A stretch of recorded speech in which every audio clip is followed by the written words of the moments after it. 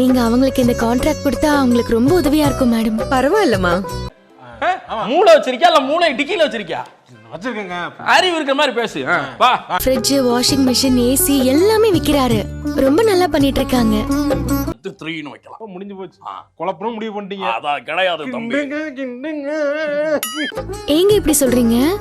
மனோஜ், ரோகிணி 2 பேருமே உங்களுக்கு ஒரு நல்லது கூட பண்ணதில்ல. போட்டா அவ்வளவு நன்றியோட இருக்கு. மனுஷங்க அப்படி இருக்கீங்களா? ஏன்டா அப்படி இருக்கீங்க? ஏன்டா அப்படி இருக்கீங்க? ஏய், அதுல நல்லது பண்ணலனா கூட பரவாயில்ல, உங்களையும் முத்துவியும் ஏதாவது போட்டு கொடுத்துட்டே இருப்பாங்க. ஏன்னா என் பக்கத்துல என்ன நிக்கிறீங்க? அங்க போங்கண்ணே.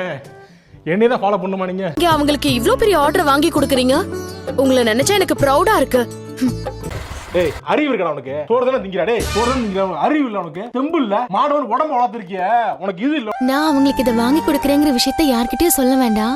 நான் ரோஹிணி கிட்ட தனியா சொல்லிக்கிறேன். எனக்கு எரிச்சல் வருது இவனை. நான் கெட்ட வார்த்தையில திட்டி போடுவேன். அப்புறம் பெத்த அப்ப மன நிக்கிற ரத்தம் கொதிக்குது உன்னை பாக்க. கால் பண்றாங்க.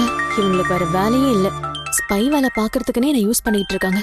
வாழ்க்கையில என்ன பண்ண போறேன்னு கேட்டா உனக்கு டிப்ரெஷன் ஆகுதா? நீ வாழவே வேண்டாம். சொல்லுங்க ஆண்டி. போன் எடுக்க ஏன் இவ்ளோ நேரம்? என்ன பதில் சொல்றதுன்னு யோசிச்சுட்டு இருக்கியா? மேம் நீங்க என்ன மேம்? ஆமா, உங்களுக்கு எப்படி தெரியும்? சைடுல தானே நிக்கிறேன். ஏண்டி தம்பி, ஏன் ஆண்டி இப்படி எல்லாம் சொல்றீங்க? நான் அப்படிலாம் எதுவுமே ஏன் ஆண்டி இப்படி எல்லாம் சொல்றீங்க? நான் அப்படிலாம் எதுவுமே நினைக்கல. நீ யாருன்னு எனக்கு தெரியும். அது அப்படிதான். கடன் வாங்கினதுக்கு அப்புறம் கடன் கொடுத்தவங்கள கவனிக்க தோணாது. ஒரு நாள் பீத்தியெல்லாம் சொல்லி விட்டேன். அன்னையில இருந்து இது வரைக்கும் நம்ம தளர்த்துனா கூட இவங்க தளர மாட்டாங்கிறாங்க. நான் கன்ஃபார்மா உங்களுக்கு கொடுத்துறேன். நான் உங்களை ஏமாத்தலாம் மாட்டேன். நீ நினைச்சாலும் என்னை ஏமாத்த முடியாது. ஆடக்கூடாது.